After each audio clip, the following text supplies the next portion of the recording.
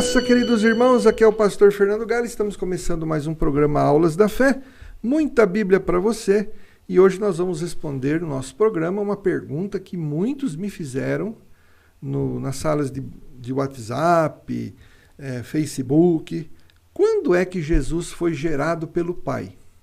A resposta a essa pergunta ela é muito importante porque ela vai determinar se Jesus é Deus ou não. Ok? Então, um dos temas, vamos à resposta, né? Um dos temas mais difíceis de se compreender a doutrina da Trindade é se Jesus é Deus unigênito. Bom, ele é Deus unigênito. Então, logo, se Jesus é Deus unigênito, logo ele é gerado pelo Pai. Mas se ele é gerado, quando é que foi que isso aconteceu? Foi na eternidade de Deus, antes de haver o tempo, quer no mundo físico, quer no mundo espiritual, ou depois de Deus ter criado o tempo? E como é que ele pode ser o mesmo Deus Todo-Poderoso se o Pai não é gerado, mas o Filho é gerado? Será que ser gerado indica que no momento, em qualquer tempo ou situação possível, Jesus passou a existir? Será que é isso que a Bíblia quer dizer com isso? Então, para respondermos esses questionamentos, nós precisamos analisar os textos bíblicos que levaram a igreja a defender a fé de que Jesus Cristo é o Filho eterno e gerado do Pai, incriável. Então, Jesus é incriável, sem princípio e sem fim. Por que é que defendemos biblicamente essa crença? Que não abrimos mão dela, inegociável. Então, nós vamos responder em partes, porque a Bíblia nos mostra respostas através de textos bíblicos que dão uma resposta muito convincente, a menos que a pessoa queira usar de todos os seus recursos e malabarismos intelectuais para negar isso. Então, Jesus não é criado, mas gerado. Esse é o primeiro ponto que nós precisamos ver nas Escrituras. Enquanto a Bíblia afirma que os anjos são criados por Deus, nós lemos em João capítulo 1, versículo 3 e Colossenses 1, versículo 16, que todas as coisas que existem, incluindo principados e potestades, visíveis e invisíveis, foram criados por Deus, o Pai, por meio de Jesus. Agora, nas invisíveis, podemos incluir os anjos. Por isso, eles certamente incluem as criaturas que estão nos céus adorando a Deus, conforme lemos ali em Apocalipse 5, versículo 13. Então, os anjos são criaturas de Deus. Deus criou os anjos, Deus o Pai, através de Jesus. Isso aí, acredito que todo mundo concorda. Todavia, de Jesus não se é dito que ele foi criado, mas gerado. Vai ter um texto lá em Provérbios que nós vamos analisar daqui a pouco, onde algumas traduções usam o verbo criar num texto que pode ser usado para se referir a Jesus. Todavia, a gente vai analisar esse texto mais profundamente. Mas, em sentido literal, podemos dizer que o verbo criar não é aplicado a Jesus, de forma alguma. Ele não foi criado, não há nada na Bíblia que fale isso. Então, ele é chamado de Deus unigênito, ou seja, o único Deus gerado. E gerado não significa necessariamente criado, embora em alguns textos, em algumas falas fora da Bíblia, o verbo gerar pode ter essa acepção, mas na Bíblia, necessariamente, não podemos concluir isso. Por exemplo, você foi gerado por seus pais, mas você foi criado por eles? Você existe por um ato criativo dos seus pais? E aí, como é que fica? Por exemplo, enquanto o verbo criar, por isso se diz até que Abraão gerou Isaac, Isaac gerou Jacó, e assim por diante, mas Abraão não criou Isaac, Isaac não criou Jacó. Não foi um ato criativo ali. Então, portanto, o verbo criar tem mais a ver com o surgimento de alguém. Já o verbo gerar tem mais a ver com a espécie, a natureza de alguém que é passada de pai, né? Mantida de pai para filho. Por isso, humanos geram humanos. Agora, quando é que Jesus foi gerado segundo a Bíblia? Se Jesus é gerado, precisamos então determinar quando isso aconteceu. E eu vou colocar a palavrinha aqui, quando, entre aspas, certo? E você vai entender por quê daqui a pouco. E a Bíblia nos dá respostas até muito claras sobre isso. Eu vejo muita clareza das Escrituras para a glória de Deus na minha vida, não é? Respostas muito claras sobre isso. Primeiro, antes de mencionar Jesus como participando da criação com o Pai, ela nos diz que Jesus estava no princípio com Deus. E depois ela diz que Jesus foi usado por Deus, o Pai, para criar todas as coisas. Então, abra sua Bíblia, o texto está aqui, em João capítulo 1, versículo 3. O texto fala assim: no princípio era o Verbo, que é Jesus, a palavra. E o Verbo estava com Deus, e o Verbo era Deus. Só para você entender esse ponto, né? Na Trindade, o que a gente crê? Né? Deus, o Pai, ele cria. Mas ele usa o Filho, a sua palavra. Né? E quando alguém fala uma palavra, sai o quê? Vento. Então, em linguagem simbólica, né? O Pai, claro, é o Criador, ele usa o Filho, a sua palavra, para criar através do seu poder. O Espírito Santo de Deus aqui é a pessoa da Trindade através da qual Deus cria todas as coisas, Deus o Pai. Então o Espírito Santo de Deus é responsável pela manifestação do poder de Deus. E a palavra Espírito quer dizer vento. Então o Espírito Santo é o hálito, o vento de Deus, né, na criação. Então Jesus aqui, antes de criar todas as coisas, ele é a palavra de Deus. Ok? Então, ele estava no princípio com Deus. E esse princípio aqui, nós não entendemos como sendo o começo de algo. Porque o versículo ainda não falou de criação. Tem alguns que raciocinam assim: mas se Jesus estava no princípio, ele teve um princípio. Não! Porque Deus também está no princípio aqui com Jesus e Deus não tem princípio. Entendeu? Por quê? Porque Deus é o princípio. E Jesus estava no princípio. Jesus estava naquilo que Deus é. Agora, quando nós observamos aqui todas as coisas foram feitas por intermédio dele, aí sim começa a falar da criação. Tudo foi feito pelo Pai por meio de Jesus. E sem Jesus, nada do que foi feito existiria. Quando lemos todas as coisas foram feitas por intermédio de Jesus, isto significa que Jesus foi usado para criar o tempo e o espaço, quer no mundo físico, quer no mundo espiritual. Ou seja, antes de Deus criar tudo, não havia nada além do ser de Deus que fosse criado. Portanto, tão eterno quanto ele. Pois só Deus, com todos os seus atributos inerentes a seu ser, e vamos colocar aqui ser com letra maiúscula, né, que fica mais bonitinho.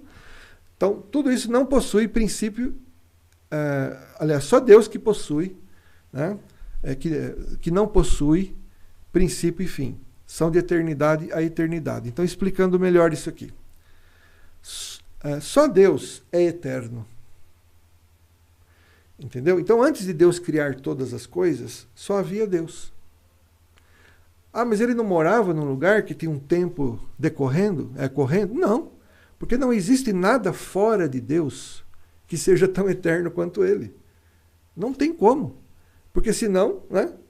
Como é que fica? Quem teria criado aquela coisa que existe à parte de Deus? E aí existiria algo, ou como? Tão eterno quanto Deus? Não tem como. Entendeu? Então, tudo aquilo que está fora da pessoa de Deus, que não pertence ao seu ser, que não faz parte do seu ser, é uma criação. Fora dele, tempo e espaço são uma criação. Quer no mundo físico, quer no mundo espiritual, em qualquer mundo possível. Agora, Deus e seus atributos que são inerentes ao seu ser, ao seu caráter, tudo isso, sim, é tão eterno quanto Deus. Por quê? Porque faz parte dele. É uma coisa inata de Deus. Então, Deus, ele é de eternidade a eternidade. Assim, Deus, por assim dizer, vou colocar também existe, né? Porque, na verdade, o que existe é o que Deus criou. Deus, em sentido estrito, ele não existe. Ele é. Por isso, ele é o eu sou. Eu vou explicar isso aqui já. Então, Deus existe antes de haver o tempo e o espaço em qualquer mundo possível. Aliás, essa é uma das maravilhosas diferenças entre Deus e sua criatura. É o seu estado eterno. Deus existe antes de todas as coisas criadas e alheias a ele. Por isso, Deus é o eu sou, pois ele, desde sempre, eu estou usando palavras, né, sempre, e desde que indicam tempo, mas Deus ele vem antes do tempo. Então, ele desde sempre jamais precisou viver no tempo e no espaço. Então, ele antecede eternamente ao tempo e ao espaço. Mas e no caso de Jesus? Como foi Jesus, né, usado por Deus o Pai para criar todas as coisas? Então, como Jesus foi usado por Deus o Pai para criar todas as coisas, e isso inclui o tempo e o espaço em qualquer mundo possível, então Jesus também precede ao tempo e ao espaço. Logo, ele é Deus, porque só Deus vem antes do tempo e antes do espaço. Então ele é de eternidade a eternidade, ou seja, as suas origens, por assim dizer, são desde os dias da eternidade. Não é desde o tempo indefinido, como algumas traduções colocam, traduções errôneas, tendenciosas, que não conhecem a Deus. Entendeu? Então as origens, né, de Jesus estão na pessoa, no ser de Deus, porque Jesus não é a parte de Deus. Por quê? Porque Jesus ele precede ao tempo. Ele foi usado pelo Pai para criar tempo e espaço.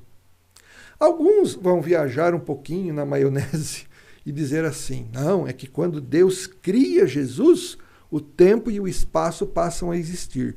A Bíblia não diz nada disso. Por exemplo, Deus, o Pai, usou Jesus para criar a estrela. Então, Jesus, conscientemente, participante da criação, ele vai lá e cria a estrela. Mas Jesus não é criado junto com a estrela. Entendeu? Então, também da mesma forma, né? Deus, o Pai, usa Jesus para criar o tempo e o espaço em qualquer mundo possível. Logo, Jesus, ele já existe antes do tempo e do espaço. Sabendo que ele existe antes do tempo e do espaço, portanto, ele é o Deus Todo-Poderoso, agora temos uma pergunta para responder. Quando é que Jesus foi gerado? Porque ele foi gerado, o texto fala. Não na corrente do tempo e num espaço, em qualquer mundo possível, mas nesse estado. Ele foi gerado na eternidade, no estado de a eternidade, ou seja, na eternidade de Deus. O que é a eternidade de Deus? É uma realidade só divina. Então você imagine, antes de Deus criar todas as coisas, em qualquer mundo possível, físico ou espiritual, ele já é Deus. É uma realidade só dele, chamada de eternidade. Não é tempo, não é espaço, não é onde, não é quando. É o estado de Deus. E se Jesus é usado, veja, se Jesus é usado pelo Pai para criar todas as coisas, e isso inclui o tempo e o espaço, então, logicamente, Jesus é gerado na eternidade de Deus. Mas aí você vai falar, mas então tem um começo? Não, porque na eternidade de Deus não tem tempo. Entendeu? Então, olha que loucura que é isso. Mas é maravilhoso saber. O que é ser gerado na eternidade, então? Alguns irmãos se perguntam, mas se Jesus foi gerado na eternidade, então ele passou a existir num determinado momento da eternidade. Logo, ele tem o princípio. Todavia, esse raciocínio está errado. Não existe tempo na eternidade de Deus, pois tal eternidade é o estado eterno de Deus. Como é que eu sei que a eternidade não tem tempo? Porque Deus criou o tempo, então o estado eterno de Deus precede ao tempo. Então esse eterno não é tempo, é qualidade, é atributo. É uma realidade só dele. Tudo que é inerente ao ser eterno é tão eterno quanto ele. Como, por exemplo, seu amor, sua sabedoria, seu poder, sua justiça, seu caráter, sua natureza. Tudo é parte imutável do seu ser eterno. Por isso ele é sempre o mesmo, ele não muda. Mas tudo que está fora do ser de Deus, espaço, tempo, criações, tudo tem um princípio. A questão é, se Jesus foi gerado, conforme vimos, antes de haver criação, incluindo do tempo e do espaço, Jesus é tão Deus e tão eterno quanto Deus, o Pai. Se ele é tão eterno quanto Deus, o Pai, então, se é tão eterno quanto Deus, o Pai, vou colocar aqui, então ele faz, por assim dizer, parte do estado eterno de Deus. Portanto, é imutável em seu ser. Tá? Então, ele foi gerado na eternidade. Né? Vou abrir um outro parágrafo aqui. Ele foi gerado na eternidade na acepção de ser o único Filho de Deus gerado, não no tempo, mas no estado eterno. E se é no estado, e se não é no tempo, e sim no estado eterno, né? Logo a sua geração é eterna. Ou seja, por assim dizer, essa geração não começa nunca. Quer dizer, ela não tem um começo. Ela sempre é em Deus, o Pai. A sua fonte eterna, seu princípio sem fim. Ou seja, Jesus não é gerado no quando e no onde. É num estado eterno. Então, assim como os atributos de Deus fazem parte do ser de Deus, então não tem quando Deus começa a amar, não tem esse negócio, quando ele começa a ser sábio. É algo que está nele. Então a geração de Jesus está também no estado eterno de Deus. Mas a pergunta que surge é, de onde é que nós tiramos essas ideias? Porque podia ser mera filosofia. A resposta é, nós tiramos isso da Bíblia. E nós vamos ver a luz que Provérbios 8, 22 a 25 nos lança como prova da geração eterna de Jesus, o Deus Filho. A Bíblia chama Jesus de sabedoria de Deus. Está lá, 1 Coríntios 1, 24. Essa sabedoria divina é descrita em Provérbios 8, 22 a 25 de forma poética e com uma riqueza teológica espantosa, como uma criança, uma menina, porque está no gênero feminino ali, que expressa seu relacionamento com Deus da seguinte forma, e é um relacionamento eterno. Provérbios 8, 22 diz assim, o Senhor me criou como a primeira das suas obras, o princípio dos seus feitos mais antigos. Ora, o texto está falando aqui da sabedoria. É a sabedoria de Deus que está falando aqui. Ela é personificada e poeticamente fala assim, o Senhor me criou. Agora eu pergunto, a sabedoria de Deus foi criada em sentido literal? Não. Ela faz parte do ser de Deus, a sabedoria. Ela é incriável no sentido literal do verbo criar. Mas em sentido poético, simbólico, ela é criada como a primeira das obras de Deus, na acepção de ser possuída. Pois na língua hebraica essa tradução é bem possível. Ou seja, o Senhor Deus possuía a sua sabedoria como a primeira de suas obras. É como na frase: o dia criou o lindo sol como a primeira das obras desse dia. Na verdade, o sol já existia quando ele foi criado. Mas o dia possuiu o lindo sol e foi assim observado como a primeira das realizações desse dia. Da mesma forma, a sabedoria de Deus é possuída e a primeira coisa que se observa nas obras de Deus é a sua sabedoria. E Deus é o primeiro a observar isso. E aqui se diz que a própria sabedoria de Deus se dá conta disso, porque é ela que está falando. Porque ela está sendo aqui personificada, poeticamente falando desse relacionamento dela com Deus.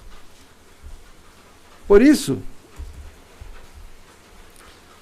lemos que as qualidades de Deus, incluindo, obviamente, a sua sabedoria, seu eterno poder e divindade, são percebidos desde a criação do mundo. Começa a ser percebido por quem? Pela própria sabedoria de Deus, que reconhece isso. E percebido mediante as coisas criadas. Aí a própria criação observa isso. E em Provérbios 8:22, a própria sabedoria de Deus, incriável, mas possuída por Deus, que é Jesus, se apercebe desse fato. Sim, Jesus, como sabedoria de Deus, é incriável, portanto, fazendo parte do seu estado eterno de Deus. Agora, o texto de Provérbios 8:23 diz assim: essa sabedoria que é Jesus, nós reconhecemos que ela é Jesus nessa perícope, nesse texto, nessa parte do livro de Provérbios específica que fala da sabedoria. Em outros textos não, mas aqui sim. O texto fala: fui constituída desde a eternidade, desde o princípio, antes que a terra existisse. Aqui o texto explicitamente afirma que a sabedoria de Deus atua desde a eternidade. Mas alguns poderão dizer, mas a eternidade pode ser aqui traduzido por desde os tempos indefinidos. É verdade que o vocábulo hebraico pode ser assim traduzido, mas não aqui, porque fala de algo incriável que é a sabedoria de Deus, que é inerente ao ser de Deus, sua sabedoria, entendida como se referindo a Jesus. Entendeu? Então, a sabedoria de Deus ela é constituída desde a eternidade, por quê? Porque Deus é sábio desde sempre, em seu estado eterno. E essa sabedoria é quem? É Jesus. Fui gerada antes que houvesse abismos, antes ainda que houvesse fontes cheias de água. Veja, Provérbios 8:24, a sabedoria diz de si mesma, fui gerada. Então chegamos ao ponto mais importante para entendermos quando Jesus foi gerado. A sabedoria de Deus foi gerada. Quem em sã consciência irá admitir que ela passou a existir na corrente do tempo e antes ela não existia? Ninguém. Quem em sã consciência irá ensinar que ela passou a existir antes da criação, mas foi gerada num dado momento do estado eterno de Deus, como se antes disso não tivesse sabedoria? Ou seja, as duas perguntas querem saber o seguinte: quem é que vai admitir que Deus gerou a sua sabedoria depois de criar todas as coisas? Ridículo. A sabedoria de Deus sempre existiu. Ela é eterna, faz parte do seu ser.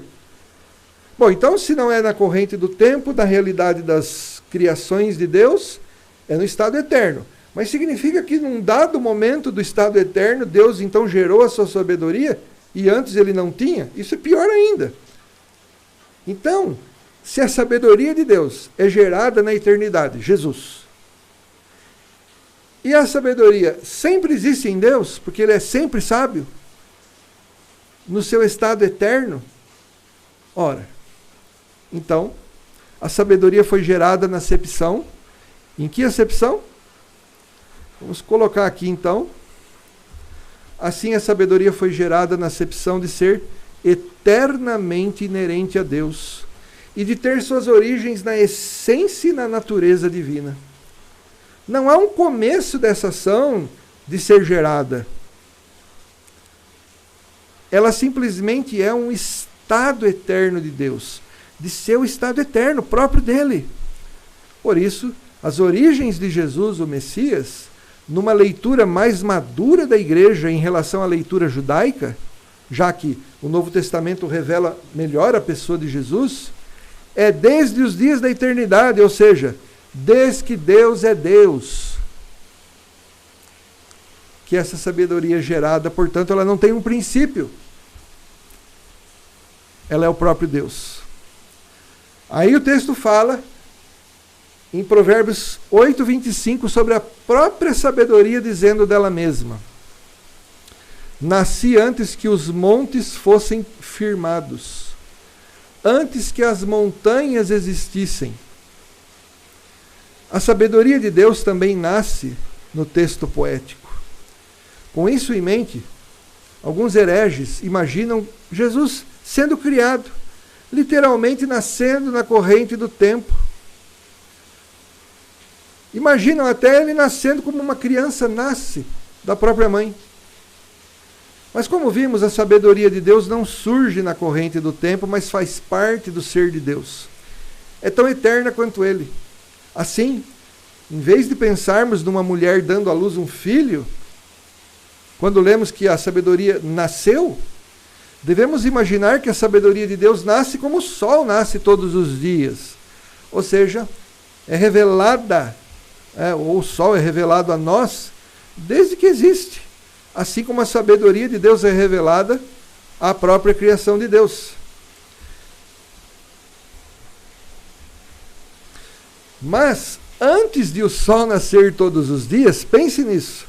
Ele já existe e está escondido atrás do horizonte. Assim como um filho, antes de nascer, já existe e está escondido no ventre da mãe. Então, esse nascer da sabedoria não indica a sua criação, mas a sua revelação ao mundo. Por isso, Jesus, como a sabedoria de Deus, nasce para as suas criações, pois ele é o herdeiro dela e se revela a ela, como que nascendo para ela, reconhecê-lo como ele é em todos os momentos do tempo e da eternidade, cada dia, em todo tempo, amando a própria criação. E aí o texto termina dizendo assim, no versículo 30, alguns versículos depois, nos versículos 30 e 31, falando dessa sabedoria. Eu, a sabedoria, estava ao seu lado como arquiteto. A cada dia eu era o seu prazer, alegrando-me perante ele em todo tempo, alegrando-me no seu mundo, tendo prazer nos filhos dos homens. Para terminar essa explicação da eternidade, dessa sabedoria incriável de Deus, que é Jesus, o texto ainda revela um pouco mais adiante, aqui no versículo 30 e 31, como o arquiteto de Deus, revela essa sabedoria como o arquiteto de Deus. Afirmar que uma criatura pode ser o arquiteto de Deus ou mestre de obras é de uma falta de sabedoria abismal. Somente a sabedoria eterna de Deus pode lhe ser um arquiteto ou mestre de obras. Criatura não supervisiona a obra de Deus, mas a sabedoria de Deus é o atributo nato de Deus na criação, pois ela é o próprio juízo divino nos atos de Deus na criação. Por isso ela está sempre, ela faz parte de Deus e está ao seu lado, ao lado de Deus, poeticamente falando.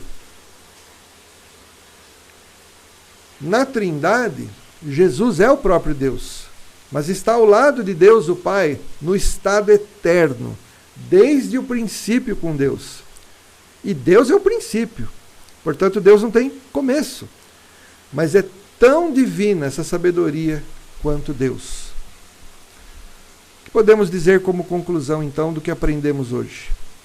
Quando o Espírito Santo de Deus nos conduz a essa maravilhosa verdade aqui explicada nas Escrituras, observamos como a sabedoria de Deus é gerada em nossos corações, é criada em nossas mentes, nasce com propósitos em nosso ser, é constituída por Deus desde a eternidade em nós, pois desde seu estado eterno Deus já sabe de nossa existência. Então, nos dobramos diante de Deus e lhe pedimos mais de sua sabedoria para adorá-lo em nossa pequenez, mas felizes por conhecê-lo e servi-lo, através de Jesus, sua sabedoria eterna e incriável. Que Deus abençoe sua vida.